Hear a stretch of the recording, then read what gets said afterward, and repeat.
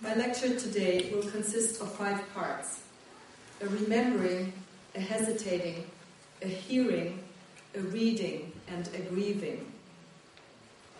In those 5 parts, I will address what I see as one of the most crucial interventions of Black feminism: its critique of Euro-American modernity as a regime of slavery which hinged on the propertization of Black being, its address of the postmodern legacies of this regime, of the Black's abjection from the modern ontology and epistemology of the human, and the challenge this critique issues to white gender studies.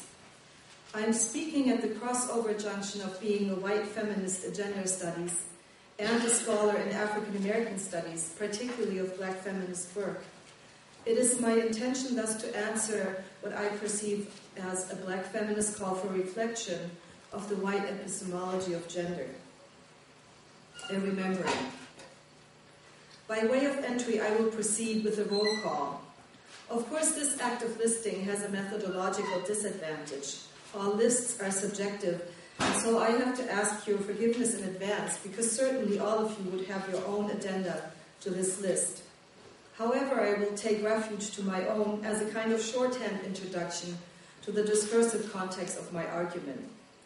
For scholars and activists, particularly in Europe, Black feminism has figured prominently in the controversial debates between African American female post-civil rights movement activist intellectuals and their male opponents both in the Black leftist and Black nationalist organizations.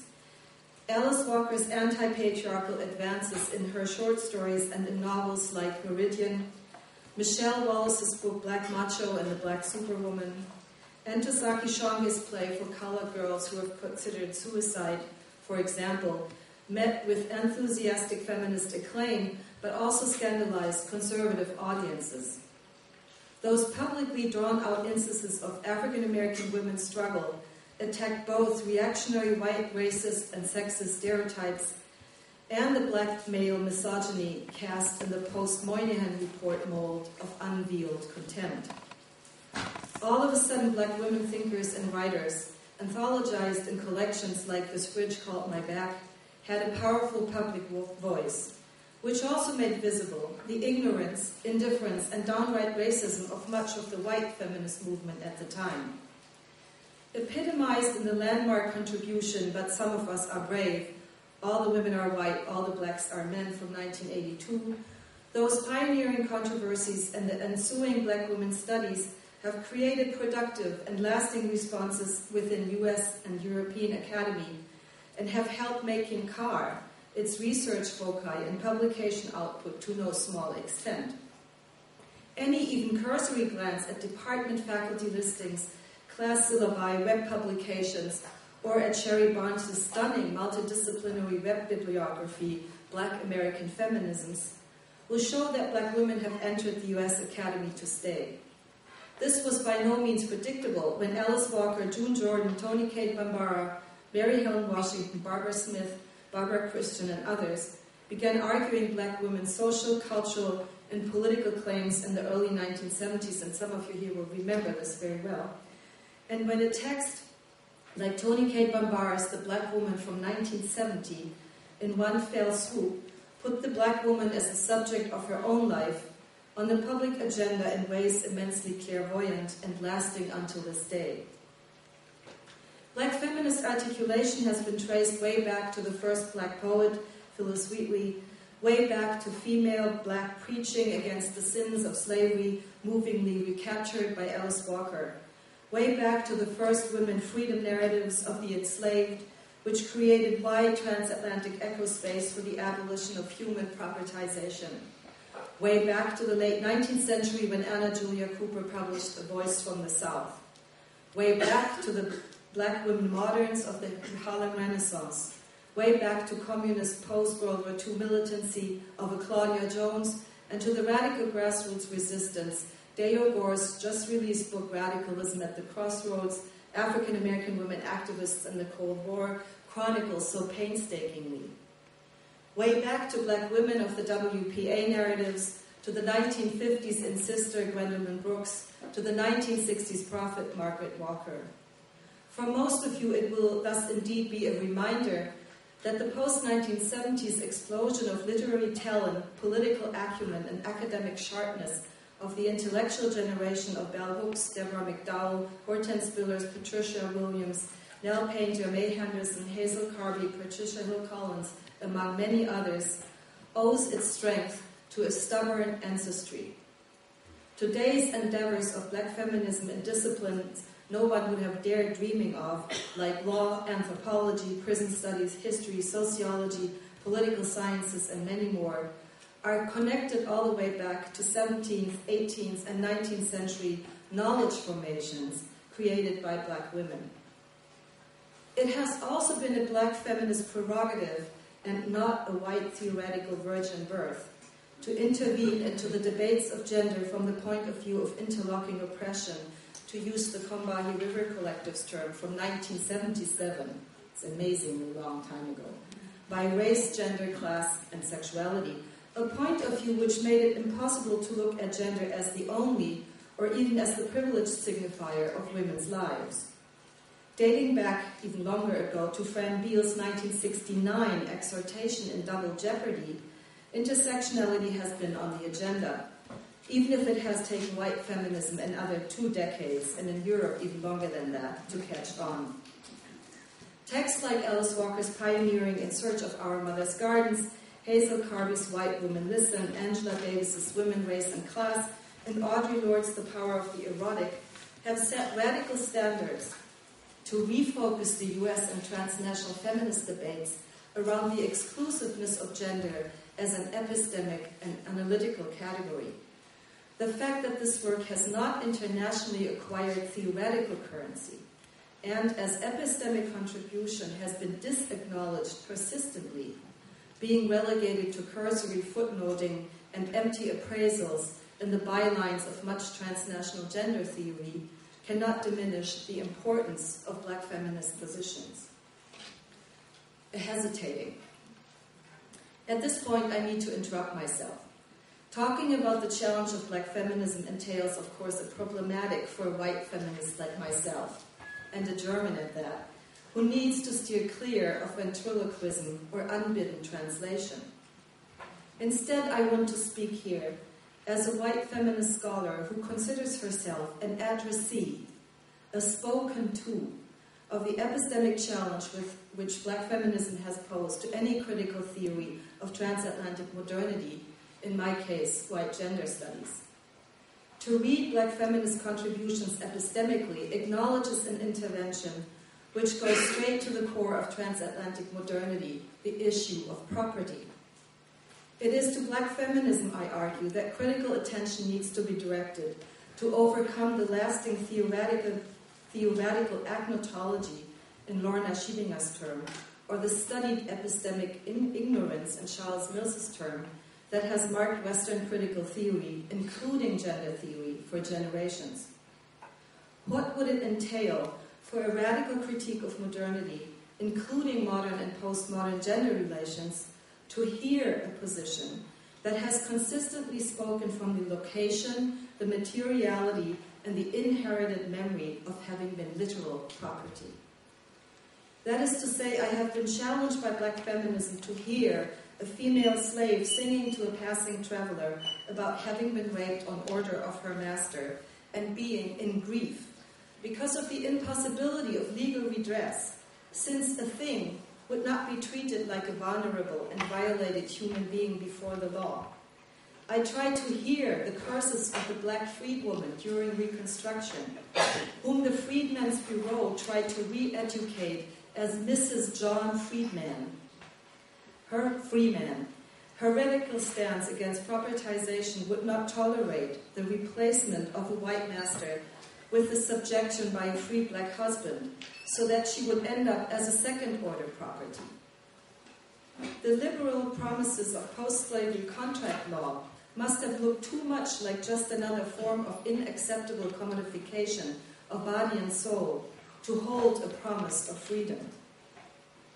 I have tried to hear the courage of a middle-aged, very well-educated female African-American teacher submitting her dissertation to the Sorbonne, of all places, in 1925. No mean feat, just given the plain basics of this event, whatever the topic. The topic, however, was the Haitian Revolution against enslavement and Cooper's critique of French refusal to acknowledge the meaning of enslavement for French metropolitan society. Anna Julia Cooper's dissertation, a daring knowledge project, if there ever was one, struggles to conceptualize transatlantic enslavement as the most suppressed subtext of European modern societies. And it has not been her fault that the theoretical implications of her work have been ignored for the longest time. And, one last example, I have been challenged to hear Ida B. Wells's enraged campaign against lynching, in which she fearlessly attacked the most appalling legacy of black abjection and of white hot hysteria against what racist white communities perceived as the loss of their entitlement to property. A hearing. Since I said I am the spoken to, this lecture will have to enact my hearing by letting a black voice speak. This is June Jordan, one of the many voices to hear into collective memory and to hear as epistemology. So I'm going to play a poem by June Jordan now. All about my rights. Even tonight, I need to take a walk and clear my head about this poem about why I can't go out without changing my clothes, my shoes, my body posture, my gender identity, my age, my status as a woman alone in the evening, alone on the streets, alone not being the point. The point being that I can't do what I want to do with my own body because I am the wrong sex, the wrong age, the wrong skin. I suppose it was not here in the city, but down on the beach or far into the woods, and I wanted to go there by myself, thinking about God, or thinking about children, or thinking about the world, all of it disclosed by the stars and the silence. I could not go, and I could not think, and I could not stay there alone as I need to be alone because I can't do what I want to do with my own body. And who in the hell set things up like this? And in France they say, if the guy penetrates but does not ejaculate, then he did not rape me. And if after stabbing him, if after screams, if after begging the bastard, and if even after smashing a hammer to his head, if even after that, if he and his buddies fucked me after that, then I consented and there was no rape because finally, you understand, finally they fucked me over because I was wrong. I was wrong again to be me being me where I was, wrong to be who I am, which is exactly like South Africa penetrating into Namibia, penetrating into Angola. And does that mean, how do you know if Pretoria ejaculates? What will the evidence look like? The proof of the monster jackboot ejaculation on black land? And if after Namibia, and if after Angola, and if after Zimbabwe, and if after all of my kinsmen and women resist, even to self-immolation of the villages, and if after that we lose nevertheless, what will the big boys say? Will they claim my consent? Do you follow me? We are the wrong people of the wrong skin on the wrong continent, and what in the hell is everybody being reasonable about? And according to the Times this week, the CIA decided that they had this problem, and the problem was a man named Nkrumah, so they killed him. And before that, it was Patrice Lumumba. And before that, it was my father on the campus of my Ivy League school, and my father afraid to walk into the cafeteria because he said he was wrong. The wrong age, the wrong skin, the wrong gender identity, and he was paying my tuition. And before that, it was my father saying I was wrong, saying I should have been a boy because he wanted a boy, and that I should have been lighter skinned, and that I should have had straighter hair, and that I should not be so boy crazy, but instead I should just be a boy. And before that, it was my mother pleading plastic surgery for my nose and braces for my teeth, and telling me to let the books loose, to let them loose. In other words, I am very familiar with the problems of the CIA, and the problems of South Africa, and the problems of Exxon Corporation, and the problems of white America in general, and the problems of the teachers and the preachers and the FBI, and the social workers, and my particular mom and dad. I am very familiar with the problems because the problems turn out to be me. I am the history of rape. I am the history of the rejection of who I am. I am the history of the terrorized incarceration of myself. I am the history of battery, assault, and limitless armies against whatever I want to do with my mind and my body and my soul. And whether it's about walking out at night, or whether it's about the love that I feel, or whether it's about the sanctity of my vagina, or the sanctity of my national boundaries, or the sanctity of my leaders, or the sanctity of each and every desire that I know from my personal and idiosyncratic and indisputably single and singular heart, I have been raped because I have been wrong. The wrong sex, the wrong age, the wrong skin, the wrong nose, the wrong hair, the wrong need, the wrong dream, the wrong geographic, the wrong sartorial. I have been the meaning of rape. I have been the problem everyone seeks to eliminate by forced penetration with or without the evidence of slime. And but let this be unmistakable. This poem is not consent. I do not consent to my mother, to my father, to the teachers, to the FBI, to South Africa, to Bedford-Stuyvesant, to Park Avenue, to American Airlines, to the hard-on idlers on the corners, to the sneaky creeps in cars. I am not wrong. Wrong is not my name. My name is my own. And I can't tell you who the hell set things up like this, but I can tell you that from now on, my existence, my simple and daily and nightly self-determination may very well cost you your life.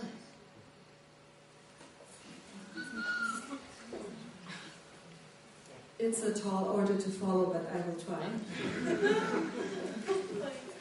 Apart from its restlessness, its breathtaking anger, and its almost physically closed aggression that is so precariously held in check by the poet's control, what can we hear in this? I hear a will to be done with abjection, a rage for change, and a wild longing for unownedness. Altogether, a stunning recombination of social sentiment which gives desire an entirely new name. And in my next move, I want to discuss this desire. A reading. My interest has been to trace a lineage of black feminism that needs to be acknowledged for its profound critique of white Western post-Enlightenment capitalist societies. And it thus needs to be appreciated for making available to theory and to critical knowledge projects a location at once historically particular and generative of the most far-reaching and radical social, cultural, and political consequences.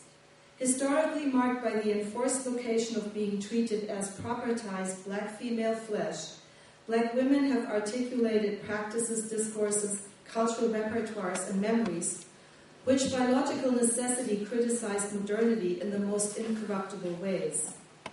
Theorizing from the position of enslavement has made it necessary to address a system of black abjection. Departing from Kristeva's psychoanalytical employment of this term, and also from other white feminist theorizing of the abject, as in Tina Chanter's work, I am taking up the term abjection here in the post-Fanonian vein in which it appears in Saidiya Hartman's and Hortense Spiller's work.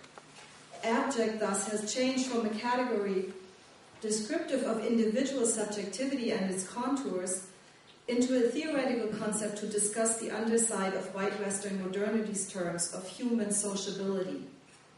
One needs the term to be able to talk about the positioning of human beings as female flesh, as that abject which has been most radically beyond the pale of the subject in an Enlightenment vision, as that abject which has been structurally, not contingently, cut off from the human, from the self-possessed possessor of the world and its things. That abject unlocation of the prototypical thing, the movable laboring property, was the only position from which to reckon with white Western modernity and its self-conceptions, without any of the narcissistic screens of post-Enlightenment philosophies and subject theories.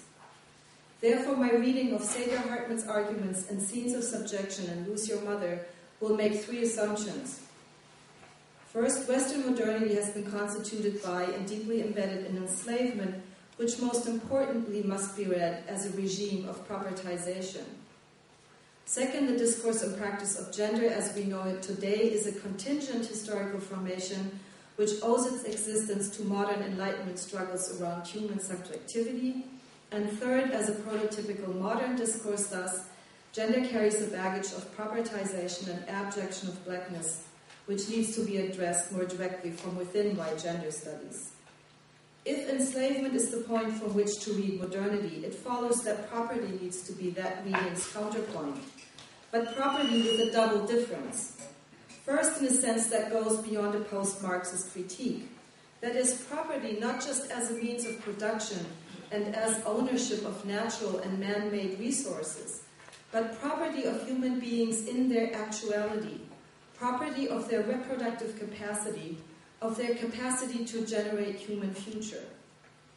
And secondly, property as a term that signifies not the metaphorical slavery of white post-Enlightenment theories of subjection, but the literal accumulation and fungibility, as Saidiya Hartman has called it, of black human beings. Ever since Angela Davis' 1971 Reflections on the Black Woman's Role in the Community of Slaves put slavery on the agenda of black feminist theorizing, the debate has become more and more sophisticated. Groundbreaking theoretical texts by Sylvia Winter, Hortense Spillers, Patricia Williams, Adrian Davis, and Saidiya Hartman have created what Sarah Hoagland recently called an epistemic community.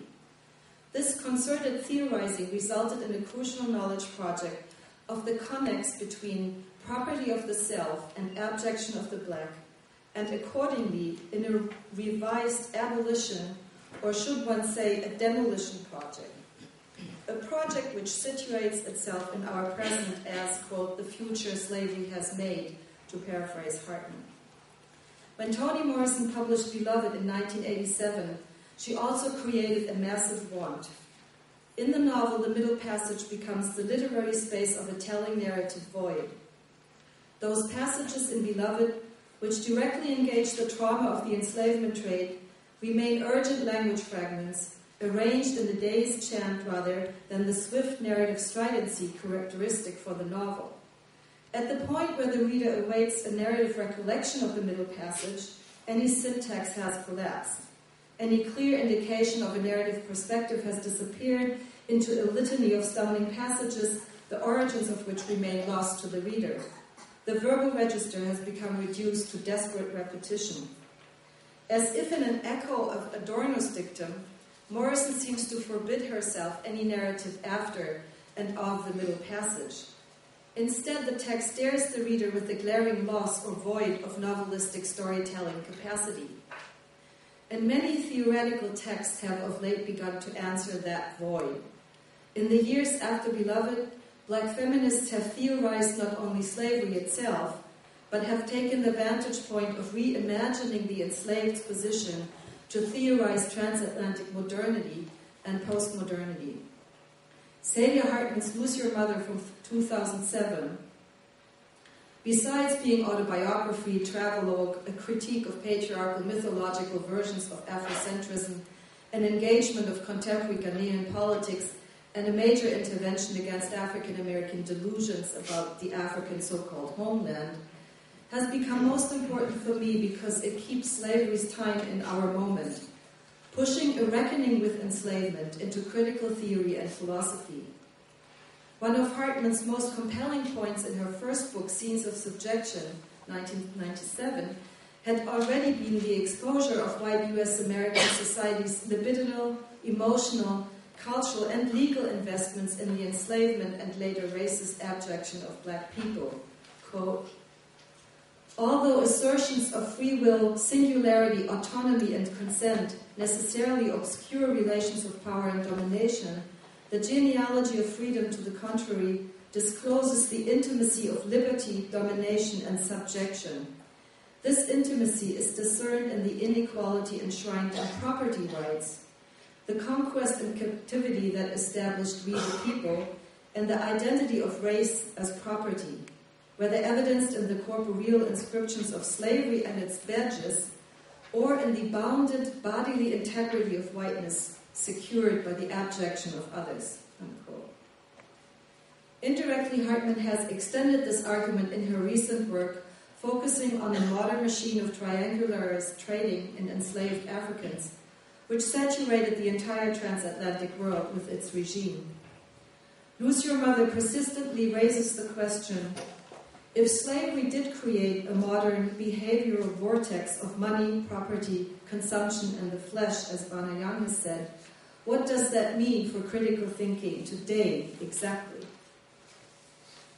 Hartman's symptomatic reading of the Dead Book, as she calls the vast archive of enslavement, follows a textual strategy by which every elusive archival trace of slavery becomes charged with referential value, clearly in excess of the term's metaphorical workings.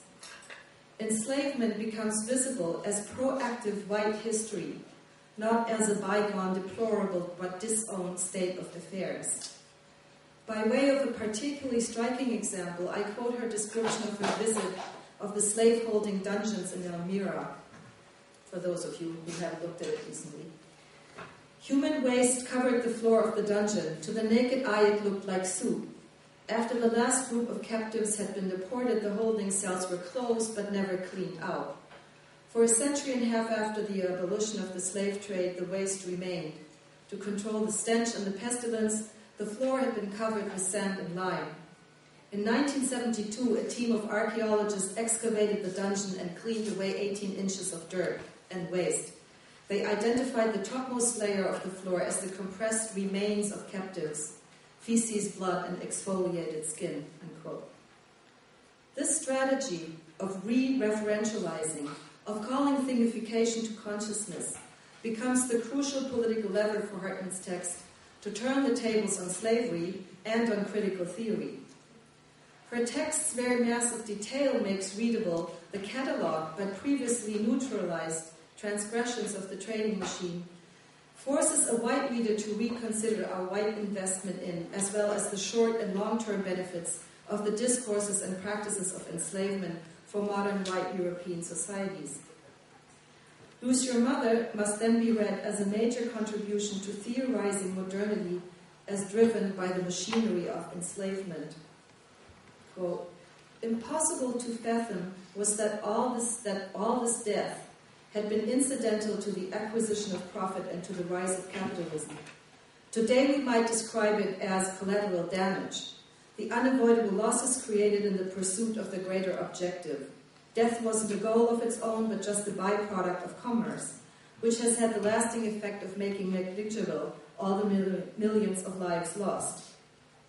Incidental death occurs when life has no normative value, when no humans are involved, when the population is in effect seen as already dead. Unlike the concentration camp, the gulag, and the killing field, which had as their intended end the extermination of a population, the African trade created millions of corpses, but as a corollary to the making of commodities. To my eyes, this lack of intention didn't diminish the crime of slavery, but from the vantage points of judges, juries, and insurers, exonerated the culpable agents. In effect, it made it easier for a trader to countenance yet another dead black body, or for a captain to dump a shipload of captives into the sea in order to collect the insurance. Since it wasn't possible to kill cargo or to murder a thing already denied life. Two related questions pertaining to content and form result from this. The first is, how does one rewrite the chronicle of a death foretold and anticipated as a collective biography of dead subjects?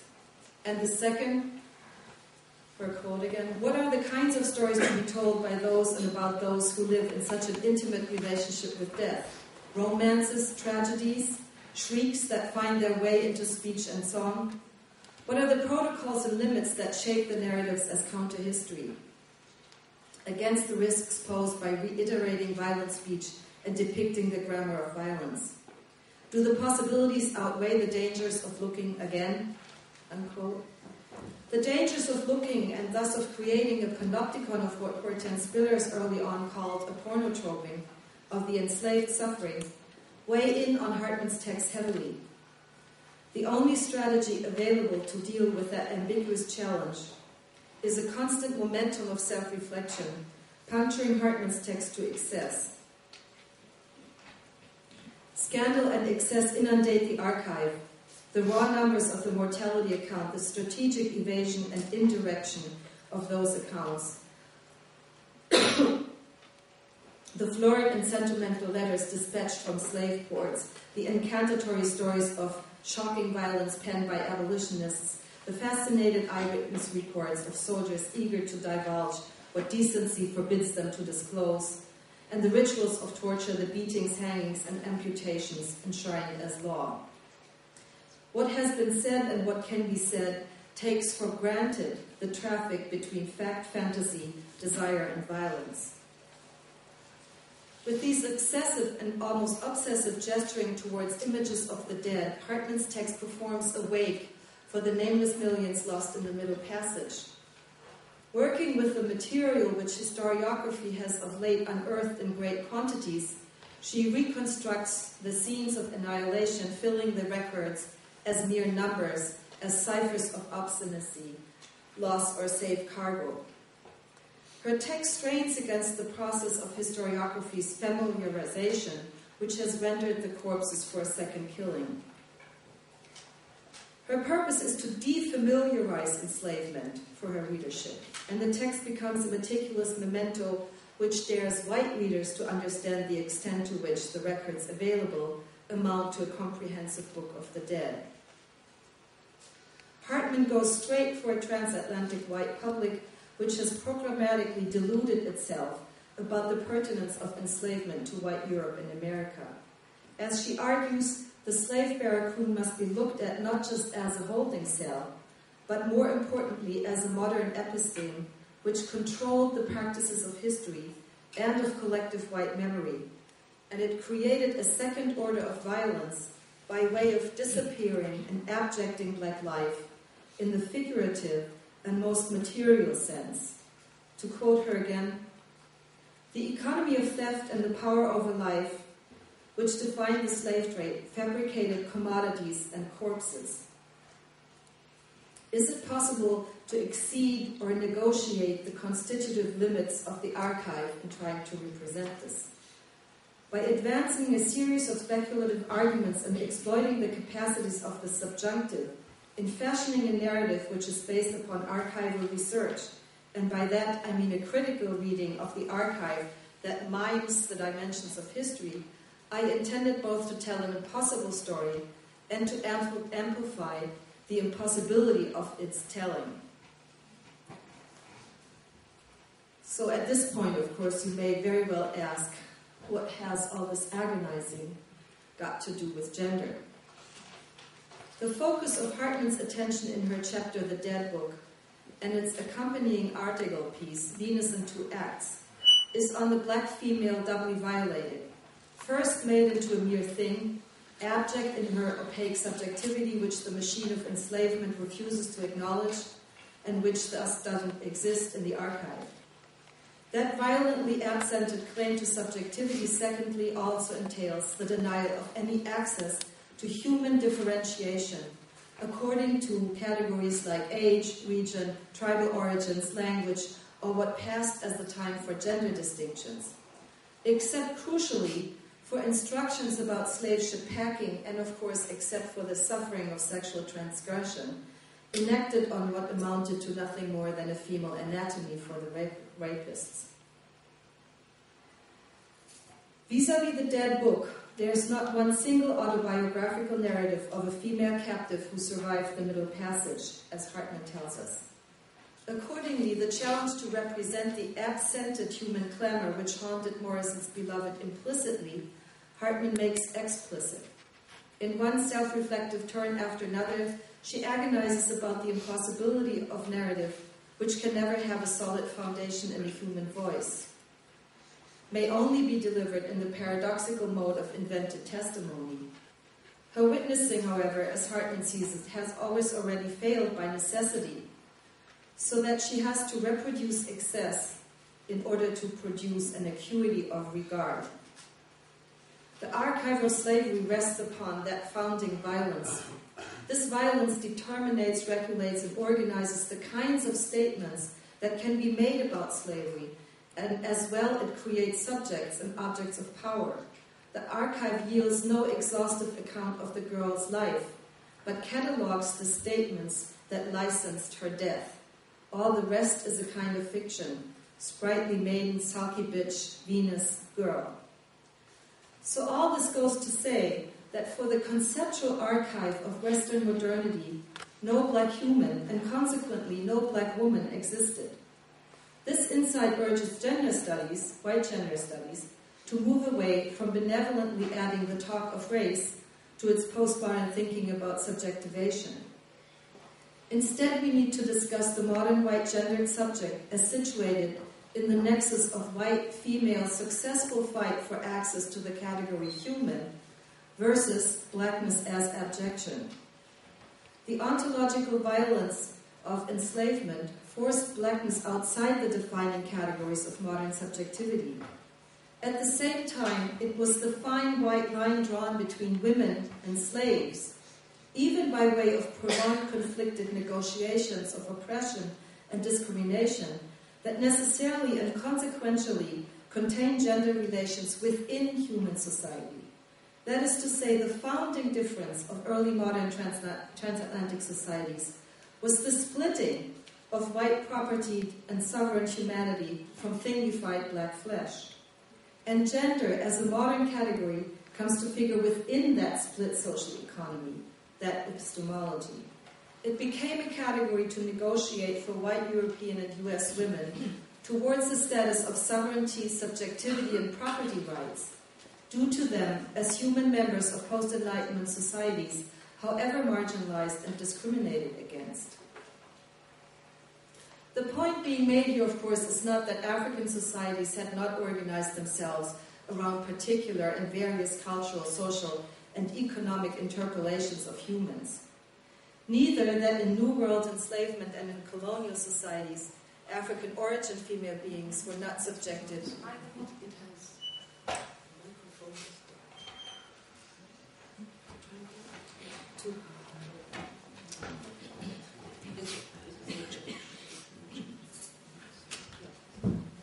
that in New World enslavement and in colonial societies, African origin female beings were not subjected to particular politics and practices, most importantly enforced genital availability and the theft of motherhood. However, as Spillers had already argued in Mama's Baby, Papa's Maybe, and as Hartman's texts illuminate, enslaved African origin female beings never qualified for the modern world as women. Because of their non-humanness, it followed logically that they were not interpolated to partake in the ongoing social construction and contestation of gender.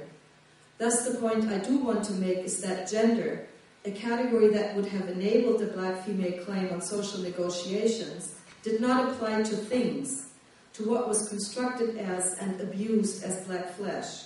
It became a category from which black females were ex-scribed. In transatlantic Western societies, the very category of binary gender emerged in transatlantic rhetoric precisely in the context of creating a space for white women who refused to be treated like slaves, like things, to lay claim to subjectivity.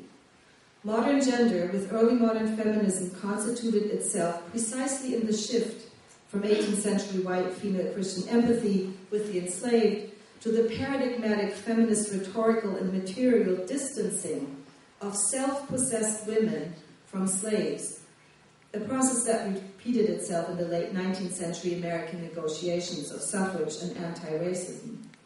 The fact that black women have, in their long history in the Western transatlantic world, consistently fought for an access to the category gender to be able to occupy a space of articulation, to me does not alter the structural complicity of gender with the formation of the sovereign modern white subject. That is to say, to have or to be of female gender, which could demand and deserve certain kinds of rights and civil treatment, stake the claim of white women to full human subjectivity as opposed to thingness. And the infamous and very persistent use of the analogy of women and slaves provided a springboard for white women to begin theorizing a catalogue of their own demands for an acknowledgement of modern free subjectivity as antagonistic to enslavement. As a discursive construct, then, modern white gender served the differentiation of the human from black property. and white gender theory, therefore, needs to think through enslavement and abjection of blackness as its constitutive grounds. It cannot remain mired in the addition of racialized ethnography of black women's supposed difference. Feminism has been a discourse of negative analogy. We are not slaves. We are not property. You all know the slogans, ranging from Wollstonecraft through Simone de Beauvoir to Marilyn French, and not stopping there. These white female remonstrations have left, however, the modern and postmodern grammar of propertization as inevitable part of the anti-black capitalist machine untouched. Disturbing traces of this linger when Judith Butler, for example, in a text about queer kinship, all of a sudden mechanizes Orlando Patterson's key term for slavery, social death, into her own argument. She still and again mobilizes an epistemic reservoir for which slavery marks the limit of unwanted terror. She does not, however, engage with black positions on her specific issue of queer kinship, nor does she show any interest in the question of how a reckoning with black enslavement might impact on her argument, indeed. One could say she transposes the negative analogy from the language of political claims to the language of theory, but its function remains the same. Following Hartman's trace, however, instead of that practice of negative analogy, we need an affective response to the burden of our theorizing's genealogy. And this brings me to the end, almost. Black feminist desire and white gender theory coming to grief. Lose Your Mother's critique of the sexualized campaigns of Anglo-American abolition has compounded the challenge for an epistemology of enslavement not to recycle abolitionist titillation. The risk to become part of a second-order abolitionist discourse must, however, be run. Such intervention will enable a turn away from the solipsistic presentism of much contemporary theory and make it answerable to its own indebtedness to the history of early modern Europe. Hartman's text does enact a kind of self-conscious parasitism, forcing readers into complicity with the archive's gaze, but it refuses to do so innocently. It disrupts a renewed take on slavery by way of quasi-abolitionist benevolence. For a white constituency of the gender studies community, most importantly in Europe, to adopt itself to what Hartman calls the redress project means a relocation into the time of enslavement, into a continuum which reaches from the early modern period into postmodernity. This relocation entails far-reaching implications for the conglomerate of post-Enlightenment Western critical thinking, be it for post-Hegelians, critical theory, post-Marxists, black nationalists, and other radical factions, and for white gender theories. All liberation philosophy steeped in a post-Hegelian dialectics of oppression has evaded a theorization of abjection, which lies outside the potentially reversible subject-object struggle. Black male philosophy has widely missed the theorization of what I call second-order property in female flesh and labor, and white gender studies have foregone the issue of propertization of blackness. So it's to black feminist interventions that we owe the most complex and radical analysis of modernity. To follow this analysis requires white critical communities to read black feminist work such as Winter's, Hartman's, or Spiller's not as native informants, but as epistemic lessons in redress. Black feminist theory has done its utmost to move a critique of human propertization from the abjected beyond of modern intellectual orbits into the space, if marginal, of a to-be-heardness. It has clearly spoken a desire for sociability that would not be based on any propertization of human relations. It seems to me black feminism as a political, cultural, and social project necessarily and consequently therefore remains an abolitionist, or better, demolitionist desire. The longing for something which has not been realizable within capitalist enslavist modernity. That something of desire still remains on the horizon of our post-enslavist, post-colonial, and mega-capitalist present. It posits the utopia of a sociability formed by unowned and unowning selves, for which the issue is not belonging, but convivial association. That something of desire refuses to articulate humanness in possession of self and others, but in doing justice and practicing a mutual beholding. This project at this point in history can only be a fugitive one, as Hartman suggests. By necessity, it bears the marks of mourning and not of transcendent exuberance. Hartman's "I too lived in the time of slavery" is a statement not yet widely enough echoed. At a time of rampant takeover by globalized forces of neoliberalism, for white gender studies theory, the challenge is to achieve agony instead of complicity with the corporate projects, and particularly in Europe, with recent eulogies of European enlightenment as the mythical ground of universal freedom. White critical gender theory, as much as it has been a modern critical agent in the white-on-white negotiation of patriarchal power, has also partaken in the violence of discursive formations that produce the disposable lives of black flesh. White gender theory's transcultural and transdisciplinary expansion, recently marked by terms like the post-human, the queered, ungendered, the post-racial, and the post-colonial cosmopolitan, needs to check fantasies of untethered, mobile subjectivities with the subject's white history, deeply implicated in propertization and abjection. White gender studies, that is, needs to theorize enslavement, and it needs to come to its own grief. Thank you.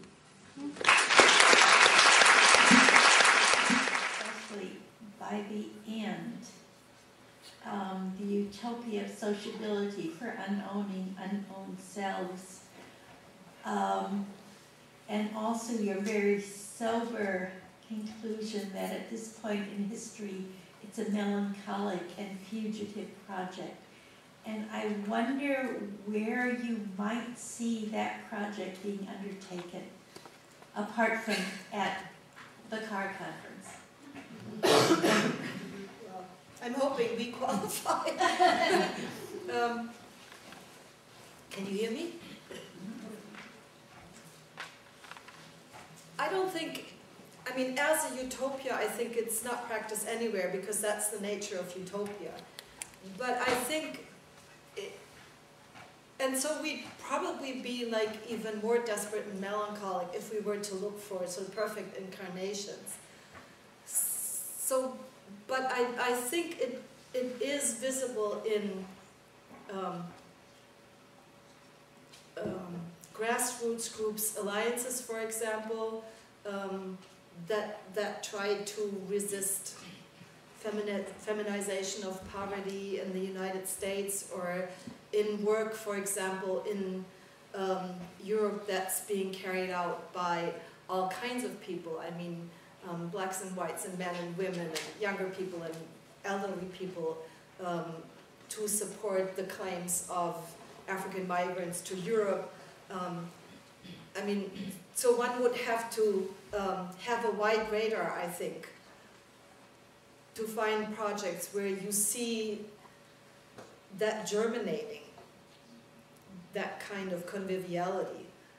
And I think, but even those projects are, of course, sort of mournful projects, because they are all projects of resistance that work from loss. So, you know, projects that work with migrants to Europe, they're already working from the loss of, you know, what they left behind, what they actually lost in the passage. I think, for me, I didn't sort of take June Jordan's poem, you know, for nothing. I mean, I think the utopia is in the anger. So it's not anywhere positively present. It's something, it's like, it's in the energy that's kept. That's very, you know, metaphorically speaking, but.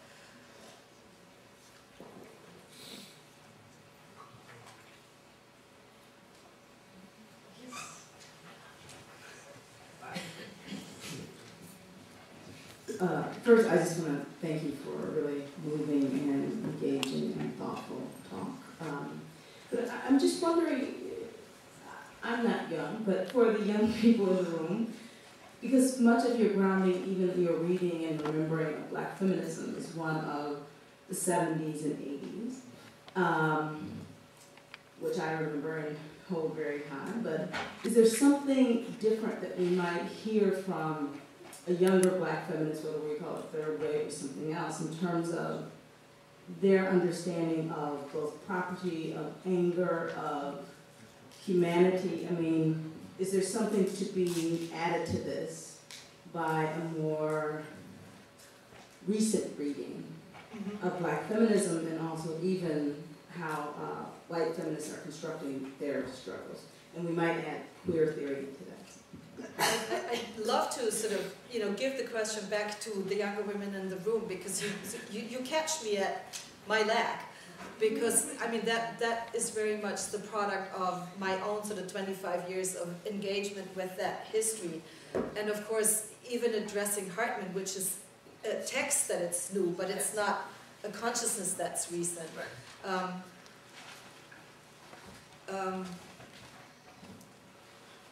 I think that could be taken actually as sort of a key question for another workshop, because it's very hard, and that might be part of an answer, to even put oneself in dialogue with those new voices that I'm sure exist. Because what I realize is that, at least from the European perspective, it seems like the heydays of Black feminist heroism are over to the extent that we're not getting it anymore. So we're not getting the broadsides, the information about the grassroots activism. We're not getting we're getting just a very tiny proportion. We get the film Precious, but not even... That's not feminist intervention. That's what I'm saying. So, but that's what we're getting. So, I think that at least if you talk about the American context, it seems, if you're not on the ground in the United States, it seems hard for me to say, yes, look to this or look to that, because I'd have to say I'm sure there's something, but I couldn't say. But I might have misunderstood your question. No. I don't want to point fingers to people who are on workshops that I know can talk. So I don't want to force them to talk. You know what I'm saying? And I don't want, so other people should definitely, but I find that quite interesting, right? That at a conference where in fact there were many young Black feminists here doing incredible work, that in a moment when in fact through new media actually there's a greater accessibility in terms of information transgressing certain boundaries. I worry, and I put myself in your time period, I think, I worry that in fact young feminists, whether they are Black or Latina or Asian, would find that answer part of their criticism of a second wave, narrow, feminist understanding of the evolution and progression of feminism. And I'd have to take that criticism. but I mean, it's interesting because you make me rethink the whole project just in a... No, really, because it's very much, I think, also sort of a biographical project of thinking through something that has bothered me. It's bothered me too, yes. So I'm with you. Thank you. I was next, so I want to sort of, before I pass the microphone to young, vibrant students who are here, I wanted to echo some of what Kathy said. That is, I find it terribly invigorating to see that validation of the history of Black feminist thought that has shaped us all as teachers, as mentors, and I'm very grateful that throughout your talk, the younger presence in the room has been scribbling away, because I think it's good for them to go and reread some of these 70s and 80s texts, because of course you can't read everything, so they are reading in your style. At the same time, I want to say that at this moment in the field, I find it incredibly pertinent that we should re-theorize gender. So the moment is right for that. And I think we should both look to the legacy and to the history of it, as you have done beautifully in your talk, Sabine, but also to the ways in which gender had been energized in various locations, specifically in the works of artists and in the works of theorists who work with sexuality and queer stuff across various queer of color critiques. And even in the works of Baldwin in the 50s, you find incredible invitations to discussions that you have suggested here. But of course, we haven't had critical apparati or even the wherewithal to grapple with that until this very moment. So, what I find really, really hopeful, not utopian, but hopeful, we always have to do work and hope for the best, is that there is such a great response, but also that there is this fabulous work on the ground, and I've seen some of the panels and presentations, that takes gender very seriously and centrally, but also finds new intersections, finds new, often unexpected locations for it, and then enacts those critiques and provides work that takes affect, that takes materiality of the body, that takes presence of that body, and it's disowning and unowning, if you will, very serious.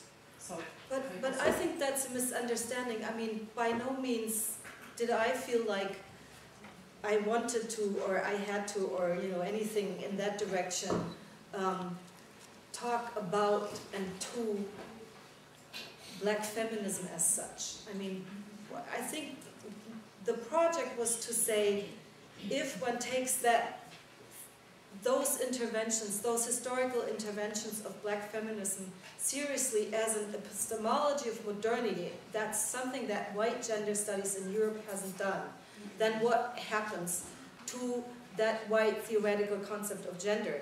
So this doesn't say anything about the work, younger or older Black women in the US have been doing, which was going to be a completely different talk, I think. So, and so in a way, this whole enterprise is, of course, between audiences.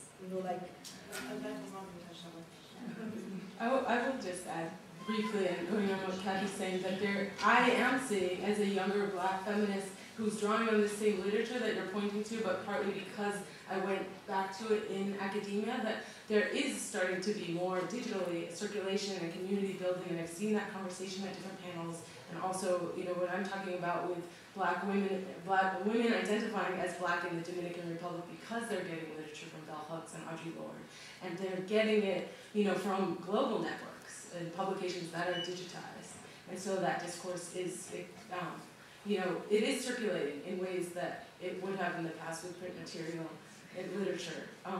So I am seeing that happening, and I think what was so valuable here is bringing the voice of June Jordan back into this conversation and access, but also being reminded by scholars who were participating in this activism for generations of who the voices that are dropping out are, so that we get some guidance.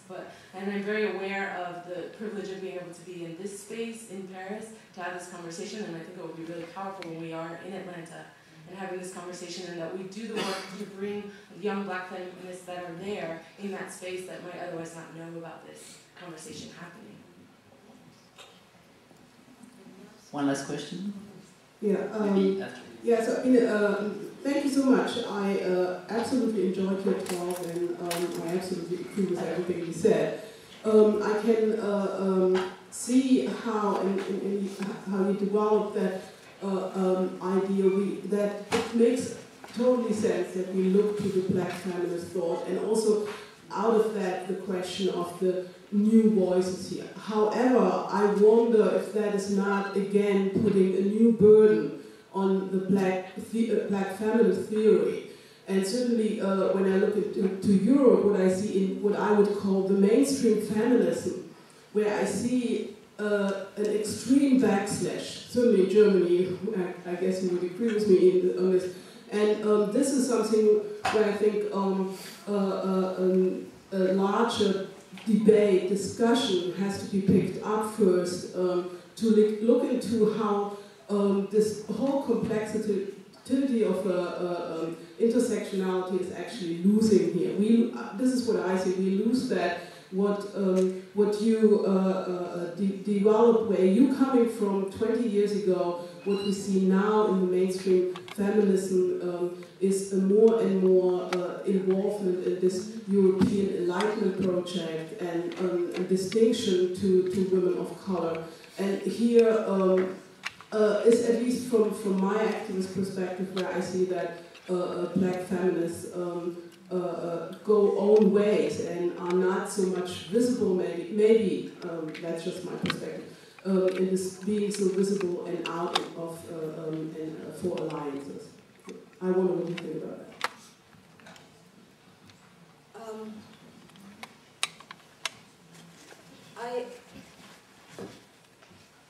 I don't think what this is after is to put a task or a burden or anything on black women. I think what this is after is to put a task and a burden and a grief on white gender studies, and mostly in Europe, actually. And to even begin thinking about black feminism as an epistemic project. I mean, that was sort of the whole argument. And in that sense, I think it's sort of, that's where the validity lies of looking at it sort of as a longue durée project, I think. So, as I say, I mean, I don't see myself as a transmitter of, you know, black women's activities to Europe, because it's, I mean, that would be preposterous. But what I see as somebody who has done African American studies for the longest time, but is also sort of part of the white gender studies community in Europe, and particularly when I'm teaching, that's sort of, you know, that's my terms of address. And I think, so the whole thing is about what you could call a philosophical intervention. It's about making something happening in the minds of young white women in Europe, and of white theorizing in Europe that takes sort of the labor that black women have done seriously as a knowledge project. And so the burden is entirely on us, I think. Thank you. Thank you, Sabine, and thank you very much. Thank you.